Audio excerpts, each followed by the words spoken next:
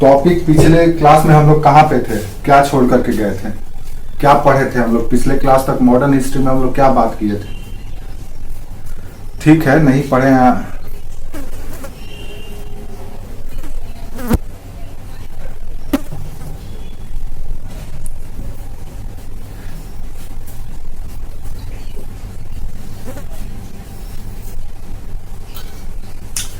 पिछले क्लास तक हम लोग ये बात किए थे, ध्यान से सुनो, मेरी बात सुनो, ध्यान से सुनो,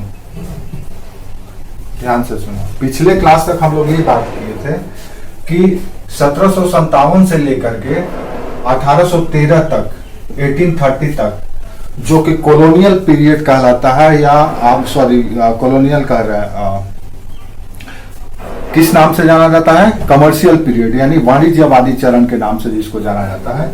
इस टाइम पीरियड में भारत में स्थापित हो रही ईस्ट इंडिया कंपनी को सशक्त करने के लिए, सुदृढ़ करने के लिए और उसको निरंतर बनाए रखने के लिए कौन कौन से कदम उठाए गए थे कंपनी के द्वारा, और ईस्ट इंडिया कंपनी के द्वारा, और वहां के इंग्लैंड के पार्लियामेंट के द्वारा।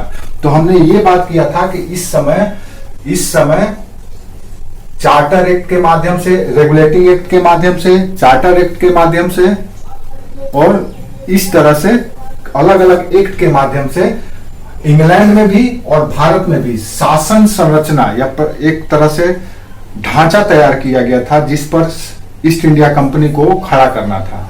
यानी कि कानूनी ढांचा तैयार किया गया था, कैसे इसको भारत में इसको कैसे रेगुलेट किया जाए, कंपनी को कैसे संचालित किया जाए, कंपनी का क्या काम होगा, कंपनी को ऑपरेट कौन करेगा, उसमें ब्यूरोक्रेसी कैसे काम करेगा, किस लेवल पे काम करेगा, उसका रोल क्या होगा, रिस्पॉन्सिबिलिटी क्या होगा, ये सारी बातें हम लोग किए थे, जिसमें हम लोग अलग अलग रेगुलेटिंग एक्ट से शुरू किए थे। 1773 के रेगुलेटिंग एक्ट से शुरू किए थे कि कैसे पहली बार ईस्ट इंडिया कंपनी को विनियमित करने का काम इंग्लैंड के पार्लियामेंट द्वारा किया गया। तो 1773 के रेगुलेटिंग एक्ट के द्वारा हम लोगों ने देखा था कि यहाँ पे कोर्ट ऑफ डायरेक्टर था, और यहाँ पर क्या था? Executive council. इंडिया में एग्जीक्यूटिव काउंसिल बनाया गया, यहाँ पे कोर्ट ऑफ डायरेक्टर था। कोर्ट ऑफ डायरेक्टर के माध्यम से और एग्जीक्यूटिव काउंसिल यानी कार्यकारिणी परिषद के माध्यम से कंपनी को भारत में नियंत्रित किया गया था। यही बात किए थे ना हम लोग,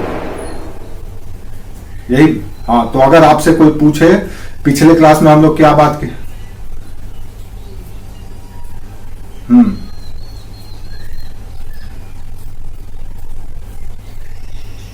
हम्म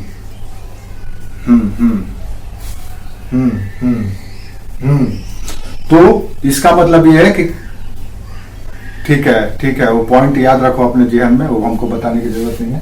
तो हम ये बात कर रहे हैं कि कैसे भारत में कंट्रोल करने का कोशिश किया गया कंपनी को, और कंपनी क्या काम करेगी, राइट क्या होंगे, रिस्पॉन्सिबिलिटी क्या होगा, ऑब्जेक्टिव क्या होगा, वो सब के सब अब ब्रिटिश पार्लियामेंट के द्वारा यानी ब्रिटिश सरकार के हस्तक्षेप के द्वारा शुरू हो गया था। तो हमने बताया था कि ये जो कमर्शियल फेज है, इस समय कई कानून लाए गए ब्रिटेन के पार्लियामेंट में।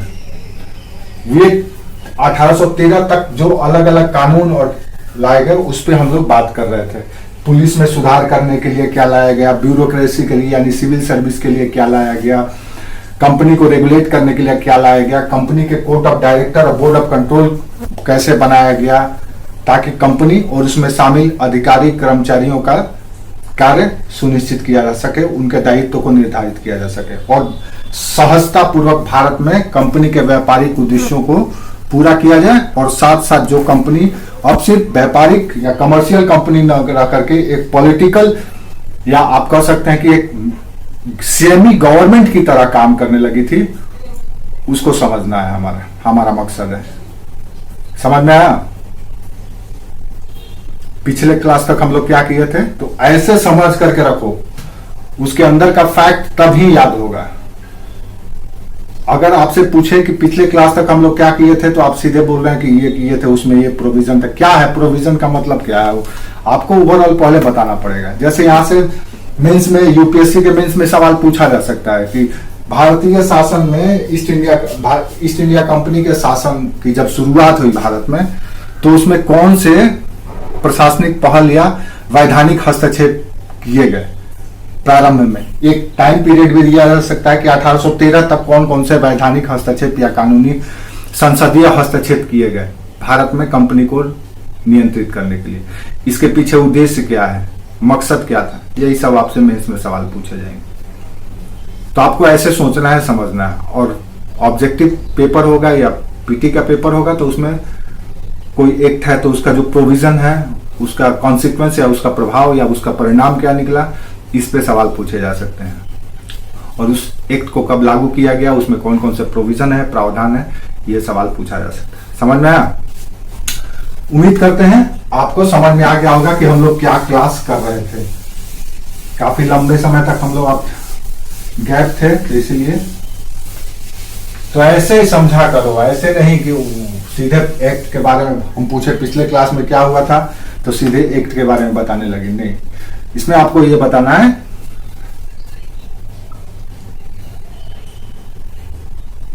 नहीं आपको, हाँ ठीक है, आपको बस ये समझना है कि किसी भी चीज को समझने के लिए याद रखो, तभी याद होगा। नहीं तो क्या होगा कि आपको दिक्कत होने लगी है। मान लो ये आप एक फुटबॉल है, ऐसे समझो चैप्टर को, किसी भी चैप्टर को। मान लो आपको ये, आप यहाँ पे खड़े हो, आप यहाँ पे खड़े होते हो तो सबसे पहले आपको क्या दिखाई दे रहा है? फुटबॉल दिखाई दे रहा है ना। आप ओवरऑल पहले फुटबॉल को देख रहे हो, इसका डायमीटर देख रहे हो, इसका सर्कल देख रहे हो, इसकी परिधि देख रहे हो, इतना बड़ा फुटबॉल है। आपको सबसे पहले ये देखना भी चाहिए कि ये बड़ा सा फुटबॉल है, गोल। जब वो देख लोगे बढ़िया से, तब इसमें देखो कि इसमें कौन कौन से कंटेंट हैं, तब आप इसके कंटेंट को देखो, तब आपको इसके कंटेंट याद रहेगा कि हाँ यहाँ पे रेड कलर का है, यहाँ ब्लैक है, यहाँ पे ब्लू है, यहाँ पे ग्रीन है। अब आप लोग क्या करते हो कि सीधे ब्लैक ब्लू रेड पे फोकस कर लेते हो, आप ये चीज भूल जाते हो। पहले आप ये देखो, इसको देखो, पहले किसी भी चीज का पहले ओवरव्यू लो। जैसे कोई भी सामान खरीदते हो तो उसको खरीदने जाते हो तो पहले उसका बाहर का लुक देखते हो, आकार प्रकार देखते हो। तो सब्जेक्ट में भी ऐसे ही है, सबसे पहले पूरा ओवरऑल उसका देखो कि वो बाहर से कैसा दिख रहा है, तब उसके अंदर का कंटेंट देखो, याद रहेगा। तब हम यही पूछ रहे थे कि क्या पढ़े थे हम लोग, हम ये आपको बता चुके हैं। अब हम इसमें प्रवेश कर रहे हैं, एक एक चीज आपको बताने की कोशिश कर रहे हैं। समझ में आया?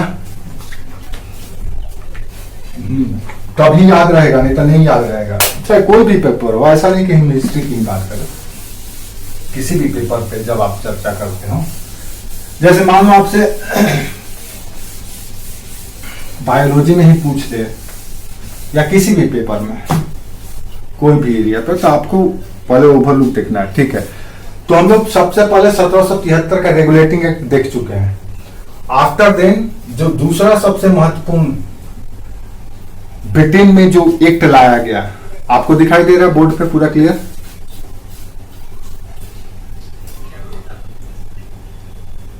अच्छा, वन कट जा रहा है ना।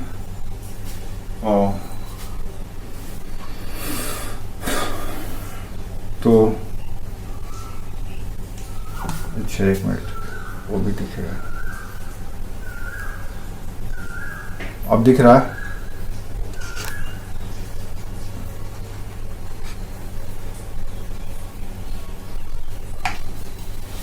अब दिख रहा है?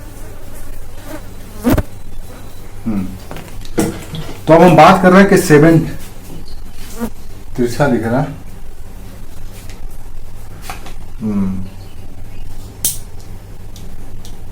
अच्छा,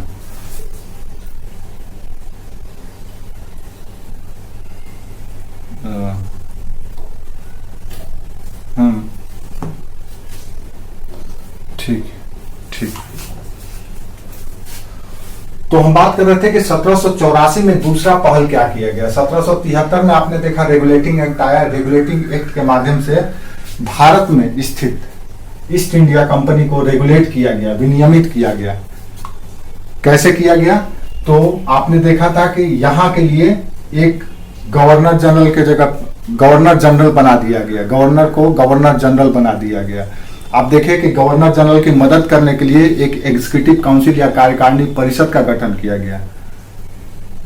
नहीं, वो कार्यकारिणी सदस्य के कार्यकारिणी परिषद के साथ मिल करके गवर्नर जनरल भारत में स्थित ईस्ट इंडिया कंपनी के तीनों प्रोविंसेस को, मद्रास, बॉम्बे और कलकत्ता, तीनों को रेगुलेट करता था, तीनों को चलाता था। तीनों का प्रशासन का दायित्व, शासन का दायित्व अब गवर्नर जनरल और उसकी कार्यकारिणी परिषद को था।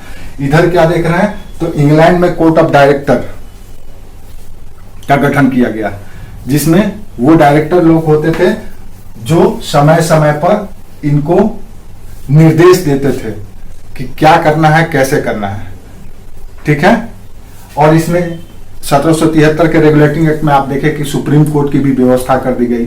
अब इंग्लिश लॉ लाया जाने लगा। उस कानून के अंतर्गत यूरोपियनों को न्याय दिया जाने लगा। भारतीय न्याय पद्धति के या भारतीय न्याय व्यवस्था के तहत उनको न्याय की व्यवस्था नहीं की गई, बल्कि यूरोपीय कानून को अब धीरे धीरे भारत में थोपा जाने लगा।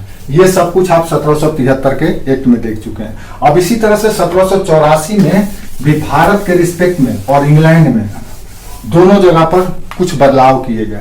सबसे पहले तो इंग्लैंड में क्या किया गया, ये देखिए। इंग्लैंड में सबसे पहले तो ये किया गया कि यहां पर बोर्ड ऑफ कंट्रोल का गठन किया गया। बोर्ड ऑफ कंट्रोल, ये बोर्ड ऑफ कंट्रोल का काम क्या होगा, तो ये इंग्लैंड में वही बॉडी है जो भारत में स्थित ईस्ट इंडिया कंपनी को गवर्न करने वाली थी। जैसे परिवार होता है, तो परिवार में गवर्न कौन करता है, या तो उस घर का मुखिया, या तो सास, या तो ससुर, या तो पिता, या तो माता, वही गवर्न करते हैं। सारे बच्चों को, सारे बहुओं को उन्हीं के आदेशों का पालन करना पड़ता है। ये जो कहेंगे वही वो करेंगे। तो ईस्ट इंडिया कंपनी जो कि इन्हीं की कंपनी थी, इन्हीं लोगों की कंपनी थी, इन्होंने इन्वेस्ट करके कंपनी खड़ा किया था व्यापार करने के लिए ईस्ट के साथ, भारत के साथ, दक्षिण पूर्व एशिया के साथ। तो उनके लिए ये सभी लोगों का काम था कि इस कंपनी पर हमेशा कंट्रोल बनाए रखें। इसलिए ब्रिटिश पार्लियामेंट ने ये निर्धारित कर दिया कि अब ऐसा नहीं है कि जो पहले कोर्ट ऑफ डायरेक्टर था सिर्फ वही निर्देश देगा। अब कोर्ट ऑफ डायरेक्टर के ऊपर में एक और बॉडी बना दिया गया, board of control. Board of control में सिर्फ अब कंपनी के ही लोग नहीं शामिल थे, इसमें कंपनी के लोगों को डायरेक्ट शामिल नहीं किया गया, बल्कि अब ब्रिटिश पार्लियामेंट के लोगों को इसमें शामिल कर दिया गया। अब यहां पे 3 तरह का संरचना आपको दिखाई दे रहा है। यहां पे हो गया बोर्ड ऑफ कंट्रोल, उसके नीचे कोर्ट ऑफ डायरेक्टर, और यहां पे हो गया एग्जीक्यूटिव काउंसिल। यहां पे हो गया एग्जीक्यूटिव काउंसिल। अब ये 3 संरचना है, हायरार्की है। सबसे टॉप में ये है, सेकंड में ये है, और थर्ड में ये है। समझ में आया? अब ये बोर्ड ऑफ कंट्रोल में, अब बोर्ड ऑफ कंट्रोल में कंपनी के इन्वेस्टर नहीं शामिल है कि जो कंपनी में पैसा लगाया है वही बोर्ड ऑफ कंट्रोल या होगा, नहीं। यहां पे ये 6 सदस्यीय बॉडी है, इसमें 6 लोग शामिल हैं। यानी कि बोर्ड ऑफ कंट्रोल जो बनाया गया, इसमें 6 लोग मेंबर है, 6 मेंबर हैं इसमें। 6 मेंबर में 2 मेंबर जो हैं वो ब्रिटिश पार्लियामेंट से अपॉइंट किए गए हैं, ब्रिटेन के संसद के द्वारा। ब्रिटेन के संसद के 2 सदस्यों को बोर्ड ऑफ कंट्रोल में डाल दिया गया, बैठा दिया गया। और 4 लोग बचे वो प्रीवी काउंसिल से डाल दिए गए। प्रीवी काउंसिल दरअसल एक तरह का प्राइवेट काउंसिल की तरह होता था, जो समय समय पर विशेष मुद्दों पर सलाह मशवरा देने का काम करता था। ये एक तरह से आप समझ लो कि एक ऐसा समिति या एक ऐसा परिषद होता था जो ब्रिटिश संसद किसी विशेष उद्देश्य के लिए, सलाह मशवरा के लिए, सहायता के लिए रखती थी। तो बोर्ड ऑफ कंट्रोल में 6 सदस्य शामिल हो गए, 2 सीधे ब्रिटिश पार्लियामेंट से, और जो 2 इंग्लैंड के पार्लियामेंट के थे, और 4 प्रिवी काउंसिल के थे। इंग्लैंड का जो प्रिवी काउंसिल होता था, ब्रिटिश पार्लियामेंट का जो प्रिवी काउंसिल होता था, प्राइवेट काउंसिल, प्रिवी का मतलब है यहाँ पे प्राइवेट, शॉर्ट फॉर्म है प्रिवी। तो प्राइवेट काउंसिल के 4 सदस्य, ये चारों के छह सदस्य इंग्लैंड के पार्लियामेंट से सीधे जुड़े हुए थे। 2 तो एकदम सदस्य ही थे और 4 प्रिवी काउंसिल के थे, और ये 6 लोग बोर्ड ऑफ कंट्रोल थे। अब यही लोग पूरा नियंत्रण करते थे। अब यही एक सदस्य जो इसका अध्यक्ष था, चीफ था, यही कालांतर में इंडियन मिनिस्टर कहलाया, भारत मंत्री के नाम से जाना गया। यानी कि भारत में अब कोई भी होगा, किसी भी तरह का कोई उठापटक, अव्यवस्था या कोई भी चीज होगा, तो इसका रिपोर्ट ब्रिटिश पार्लियामेंट भारत के मंत्री से लेगा कि क्या कर रहे हो वहां पे, कैसे चल रही है कंपनी, कोई दिक्कत तो नहीं है, किसी तरह की हेल्प की जरूरत तो नहीं है, या किसी भी तरह का। जैसे आज हमारे यहाँ मिनिस्ट्रियल जो सिस्टम है उसमें क्या है, हर एक मंत्री का अपने विभाग की जिम्मेवारी उसके ऊपर होता है। कल को अगर कुछ भी होगा तब पार्लियामेंट में जवाब देना पड़ेगा उसी को, और पार्टी का या कैबिनेट का जो अध्यक्ष है, जैसे प्राइम मिनिस्टर है, वो उससे पूछेंगे कि तुम्हारा डिपार्टमेंट या तुम्हारा मिनिस्ट्री ऐसा ऐसा काम क्यों किया या ऐसा लक्ष्य क्यों नहीं हासिल कर पाया। यानी एक मिनिस्टर बना दिया गया भारत मंत्री, समझ में आया। वो कौन बनेगा, बोर्ड ऑफ कंट्रोल का अध्यक्ष। तो एक तरह से ये गवर्निंग बॉडी बना दिया गया, और यही गवर्निंग बॉडी गवर्न करेगा भारत में स्थित ईस्ट इंडिया कंपनी को। अब इसमें पीटी में सवाल आपसे पूछा जा सकता है कि गवर्निंग बॉडी में या बोर्ड ऑफ कंट्रोल में कुल कितने सदस्य थे, कौन कौन से सदस्य थे। तो 2 ब्रिटिश पार्लियामेंट के थे और 4 ब्रिटेन के प्रिवी काउंसिल के सदस्य थे। क्लियर है। और उसके नीचे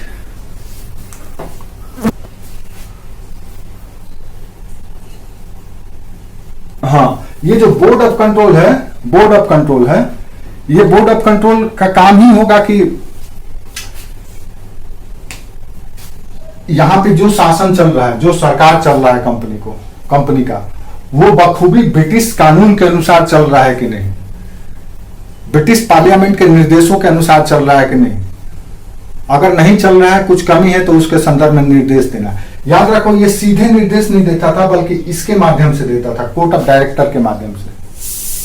शुरुआत में, आरंभ में ये कोर्ट ऑफ डायरेक्टर के माध्यम से, जैसे कि ये बोर्ड ऑफ कंट्रोल इसको एड्रेस करता था, ये इधर करता था। ठीक है, ठीक है। अब ये संरचना इंग्लैंड में कोर्ट ऑफ डायरेक्टर के बाद हम लोग 1773 के रेगुलेटिंग एक्ट में देख चुके हैं कि कोर्ट ऑफ डायरेक्टर था। तो कोर्ट ऑफ डायरेक्टर पहले की तरह बना रहा, उसके ऊपर एक और बॉडी बना दिएगा, बोर्ड ऑफ कंट्रोल।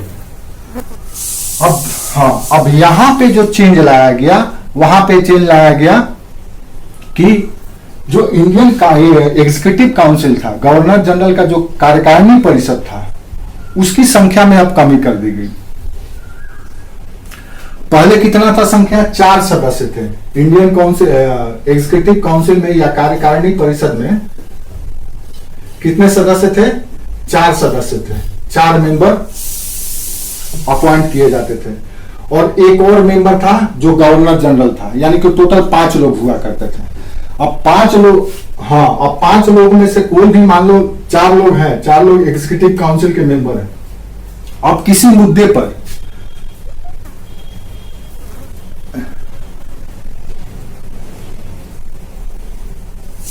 सुनाई दे रहा है आपको, 1 मिनट थोड़ा सा रुक लेना।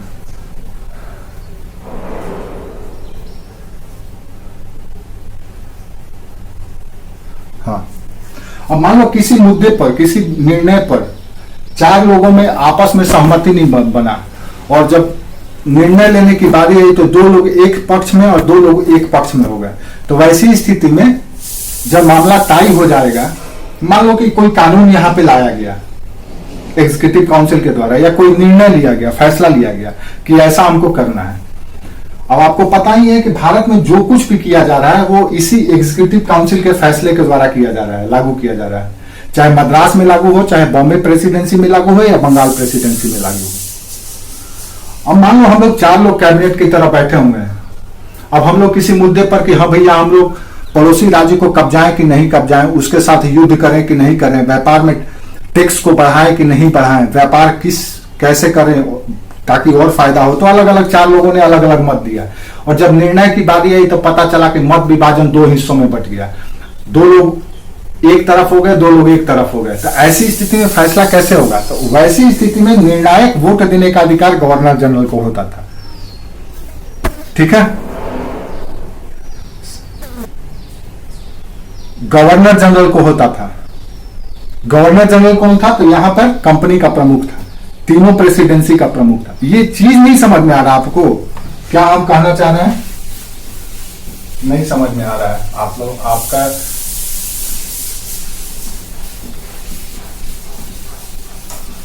जैसे मान लो एक चीज समझ लो, मान लो भारत में ईस्ट इंडिया कंपनी,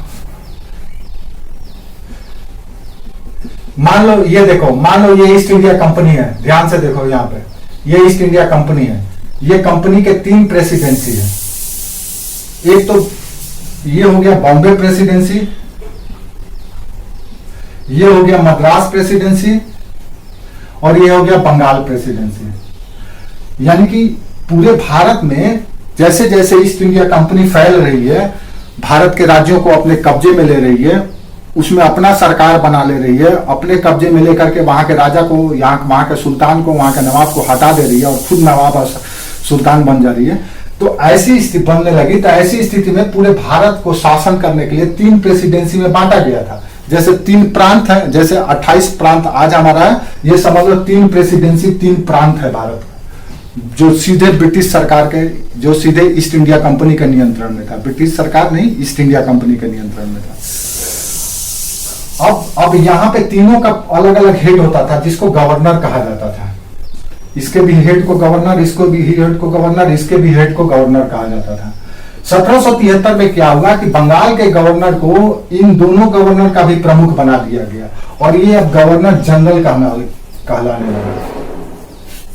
ठीक है, अब ये गवर्नर जनरल अकेले ये पूरे तीनों प्रेसिडेंसी का शासन नहीं चला सकता था, निर्णय नहीं ले सकता था। उसकी सहायता के लिए एक तरह से समझ लो कि कैबिनेट मिनिस्टर की व्यवस्था कर दी गई, या कैबिनेट का गठन कर दिया गया, ताकि आप उसके साथ सलाह मशवरा करके उसके सहयोग से निर्णय लें या आगे काम करें। तो ये जो कैबिनेट बनाया गया, इसी को कहा गया कार्यकारिणी परिषद। यहीं से एक तरह से पोर्टफोलियो सिस्टम भी शुरू हो गया। मिनिस्ट्री सिस्टम आप समझ सकते हो, हालांकि मिनिस्ट्री सिस्टम पहले ही शुरू हो गया था, लेकिन सॉरी इसके बाद शुरू होगा क्लियरली, लेकिन यहां पर आपको थोड़ा सा दिखाई देने लगता है। ये जो कार्यकारिणी परिषद है, इसी कार्यकारिणी परिषद में 4 सदस्य ब्रिटिश पार्लियामेंट के द्वारा नियुक्त किए जाते थे। ये काहे के लिए थे? ये गवर्नर जनरल को हेल्प करने के लिए थे, कोई भी फैसला पर, कोई भी विषय पर। अब मान लो कोई निर्णय लिया गया, तो वैसी स्थिति में 4 का जो मत है वो 2-2 में बट गया, 2 इधर हो गए, 2 उधर हो गए। तो वैसी स्थिति में फैसला कैसे होगा? तो वैसी स्थिति में निर्णायक फैसला गवर्नर जनरल के वोट से होता था। समझ में आया? तो भारत में शासन इस तरीके से चल रहा था, गवर्नर जनरल और उसकी कार्यकारिणी परिषद के मदद से। 1773 के रेगुलेटिंग एक्ट में यही प्रोविजन था, या यही प्रावधान था। समझ में आया? अब 1784 में इसमें परिवर्तन कर दिया गया, और संख्या जो 4 था, उस 4 को हटा करके 3 कर दिया गया, जानबूझ करके,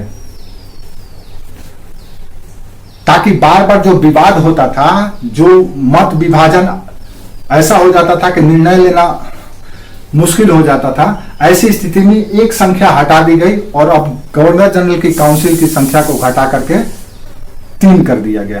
यानी 3 लोग अपॉइंट होंगे, 3 ये और एक गवर्नर जनरल, 4। अब क्या होगा कि अगर किसी विषय पर 2 लोग भी, कार्यकारिणी परिषद के 2 लोग भी एक तरफ हो जाएं, तो निर्णय लागू हो जाता था। ठीक है, किसने? नए कानून में, यानी कि पिट्स इंडिया एक्ट में, 1784 की पिट्स इंडिया एक्ट में हम बात कर रहे हैं। 1784 की Pitt's India act. Pitt's India act में क्या प्रोविजन लाया गया? 1773 रेगुलेटिंग एक्ट में क्या लाया गया था, ये आपको पता चल गया। 1784 के पिट्स इंडिया एक्ट में क्या प्रशासनिक परिवर्तन किया गया? तो प्रशासनिक परिवर्तन, सबसे पहले बोर्ड ऑफ कंट्रोल का गठन किया गया। बोर्ड ऑफ कंट्रोल के में 2 सदस्य सीधे पार्लियामेंट से और 4 सदस्य प्रीवी काउंसिल से लेकर के बना दिया गया, और उसके नीचे कोर्ट ऑफ डायरेक्टर था। और भारत में जो कार्यकारिणी परिषद थी उसकी सदस्यों की संख्या को कम कर दी गई, 1 सदस्य को हटा दिया गया और 3 सदस्य कर दिया गया। और इसके माध्यम से भारत में ईस्ट इंडिया कंपनी को आने वाले लगभग 1858 तक इसी मोड पर चलाया गया, थोड़ा बहुत चेंज के साथ। ठीक है।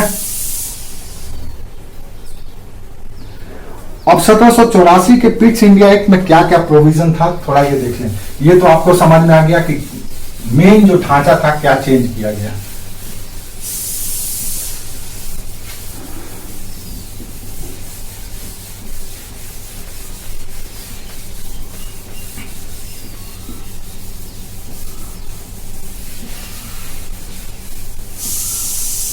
अब यहां पे क्या है, एग्जीक्यूटिव काउंसिल यानी भारत में स्थित कार्यकारिणी परिषद।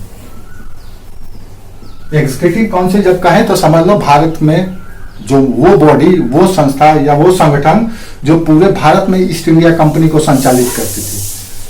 जैसे पूरे भारत में आज सरकार को कौन संचालित करता है? प्रधानमंत्री और उसका मंत्री परिषद। तो यहाँ पे प्रधानमंत्री गवर्नर जनरल को समझ लो और कार्यकारिणी परिषद को उसका मंत्री परिषद समझ लो, कैबिनेट समझ लो। यही दोनों मिलकर के सारे फैसले लेंगे, चाहे कितने भी राज्य हो, चाहे कितने भी यूनियन टेरिटरी हो। भारत का संपूर्ण विभाग पर इन्हीं लोगों के फैसलों को लागू किया जाएगा जो इनके अधिकार क्षेत्र में है। ठीक है। जो राज्य के अधिकार क्षेत्र में है वो अलग है, जो केंद्र सरकार के अधिकार क्षेत्र में है वो सारे निर्णय मंत्री परिषद और उसके प्रमुख के द्वारा लिए जाते हैं। तो भारत में भी जो शासन अब शुरू हुआ वो भारत में स्थित कार्यकारिणी परिषद के माध्यम से शुरू हुआ। यही चीज हम बताना चाह रहे हैं। कार्यकारिणी परिषद की सदस्यों की संख्या 4 को हटा करके अब 3 कर दी गई, +1 गवर्नर जनरल बने रहे। अब इन्हीं के निर्णय से भारत में शासन शुरू हुआ। अब दूसरा जो महत्वपूर्ण चेंज लाया गया वो ये चेंज लाया गया कि गवर्नर जनरल को वीटो पावर भी दे दिया गया। पहली बार वीटो पावर दिया गया। पहले क्या था कि मान लो 3 सदस्य में 4 सदस्य होते थे, तो 4 सदस्य में अगर 2-2 सदस्य बट गए आपस में, तो वैसी स्थिति में या 3 सदस्य एक तरफ हो गए, 1 सदस्य अलग हो गए, या चारों सदस्यों ने मिलकर के एक निर्णय ले लिया, तो गवर्नर जनरल कुछ नहीं कर सकता था। जो कार्यकारिणी ने फैसला ले लिया, गवर्नर जनरल उसी को अप्रूव कर देता था। लेकिन अब ऐसा नहीं है। अब यहां पे इसको वीटो पावर दिया गया 1784 के पिट्स इंडिया एक्ट में। क्या वीटो पावर? कि अगर बाय द वे तीनों सदस्य मिल करके या 2 सदस्य भी कोई ऐसा फैसला ले लेते हैं जो जिससे गवर्नर जनरल को यह महसूस होता है कि यह कंपनी के हित में या ब्रिटिश सरकार के हित में नहीं है, तो अपना वीटो शक्ति से उस निर्णय को रोक सकता था। जैसे अमेरिका के प्रेसिडेंट के पास वीटो पावर है, हमारे यहां भी वीटो पावर है। 3 तरह का वीटो पावर है प्रेसिडेंट के पास, यानी कि कैबिनेट के निर्णय को रोकने का। लेकिन वो सांकेतिक है, हमारे यहां सांकेतिक है। ऐसा नहीं है कि वो अगर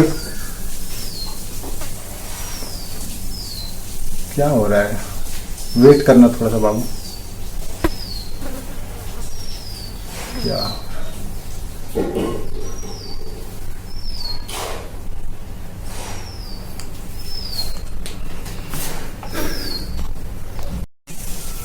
ज्ञानी जैल सिंह, हाँ। तो जब वो प्रेसिडेंट थे तो उसके समय में कांग्रेस की सरकार ने, उनके समय में कांग्रेस की सरकार ने पार्लियामेंट में एक कानून पास किया, पोस्टल कानून लाया गया था कि अगर सरकार को लगता है कि जो कोई डाक है, कोई चिट्ठी है, कोई तार है, कुछ भी जाता है किसी का, तो अगर सरकार को शक होता है, डाउट होता है किसी संवेदनशील व्यक्ति पर या किसी संवेदनशील संस्था पर, समूह पर, उसके पत्र व्यवहार को वो खोल करके देख सकती है, पढ़ सकती है। ये कानून लाया गया था कि कहीं सरकार के खिलाफ षड्यंत्र तो नहीं हो रहा है। तो एक तरह से डिक्टेटरशिप के लिए, जैसे आज हम लोग देखते हैं कि विपक्ष अक्सर छाती पीटते रहता है कि प्रधानमंत्री किसी को बोलने नहीं दे रहे हैं, कुछ भी होता है तो उसको सीधे एक्शन लेने लगते हैं, ये एक तरह से निरंकुश शासन है, ऐसे है वैसे है, लोग विपक्ष को बोलते हुए देखे होंगे, सुने होंगे। असली जो निरंकुशता था वो कांग्रेस के समय में था, और उसका एक उदाहरण है पोस्टल एक्ट, जिसको ज्ञानी जैल सिंह ने जेबी वीटो का प्रयोग किया और उस एक्ट पर कोई अपना निर्णय ही नहीं दिया, अपना अप्रूवल ही नहीं दिया, और वो एक्ट ठंडे बस्ते में चले गए। और आपको पता ही है कि संसद या पार्लियामेंट कोई भी कानून पास करके जब तक से प्रेसिडेंट से अप्रूव ना करा ले तब तक से वो कानून का रूप नहीं ले सकता है। ठीक है, तो हमारे यहां भी वीटो पावर है प्रेसिडेंट के पास, लेकिन उतना पावरफुल नहीं है। ये एक तरह से इंडिकेटिव है, सांकेतिक रूप से। अगर राष्ट्रपति जेबी वीटो का प्रयोग भी करता है और अगर पार्लियामेंट उसको दोबारा कहता है कंसीडर करने के लिए, तो राष्ट्रपति को पुनर्विचार करना पड़ेगा। तो हमारे, लेकिन अमेरिका में ऐसा नहीं है। अमेरिका में अगर सॉलिड वीटो है प्रेसिडेंट के पास, वो कह दिया कि नहीं हम नहीं मानेंगे, इसको एक्सेप्ट नहीं करेंगे, देन वो बिल वहीं पे गिर जाएगा। लेकिन राष्ट्रपति अब हमारा सिर्फ कह सकता है इसकी आप इस पर पुनर्विचार कीजिए, इसमें सुधार कीजिए, उसके बाद लाइए। और अगर संसद को लगता है कि नहीं मेरा जो बिल है वो सही है, विधेयक मेरा सही है, इसमें कोई संशोधन की जरूरत नहीं है, और वैसे ही दोबारा अगर प्रेसिडेंट के पास दे देता है, तो प्रेसिडेंट को मजबूरी हो जाता है कि उसको अप्रूव करे। तो इसीलिए हम कह रहे हैं कि भारत के प्रेसिडेंट के पास वीटो पावर नहीं है जैसा अमेरिका के पास है, लेकिन हम ये मानते हैं कि एक तरह से इंडिकेटिव या सांकेतिक रूप से भारत के प्रेसिडेंट के पास भी वीटो है। तो पहली बार गवर्नर जनरल को भी वीटो पावर दिया गया, किसके अगेंस्ट में? एग्जीक्यूटिव काउंसिल के अगेंस्ट में। समझ में आया?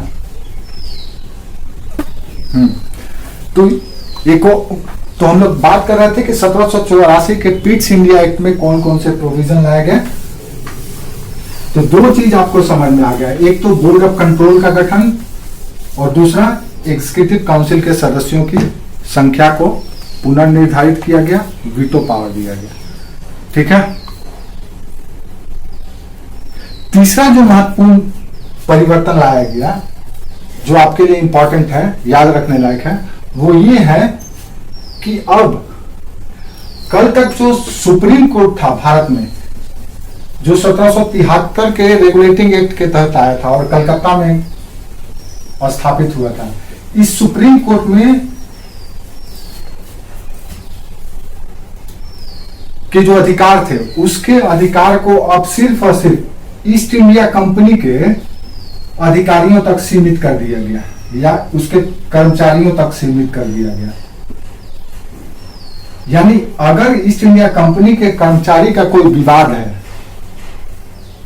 तो सिर्फ उसका फैसला सुप्रीम कोर्ट करेगी। भारतीय या जो देशी लोग थे उनके विवादों पर निर्णय सुप्रीम कोर्ट नहीं करेगी। यानी कि इसके अधिकारों को सिर्फ और सिर्फ ब्रिटिश नागरिकों तक सीमित कर दिया गया। भारतीय नागरिकों को या इसके अधिकार को वहां से सिमट दिया गया, हटा दिया गया। ठीक है, 1784 के पिट्स इंडिया एक्ट के तहत। आखिरी जो महत्वपूर्ण परिवर्तन लाया गया,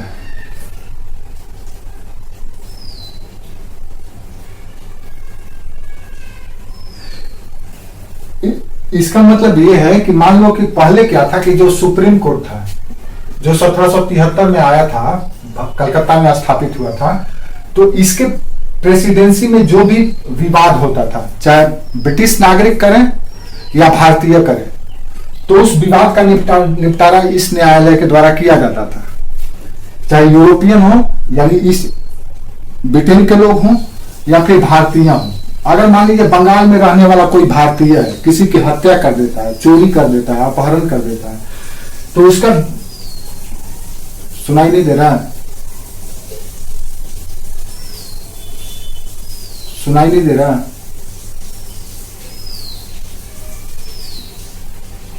ऐसा क्यों? करो।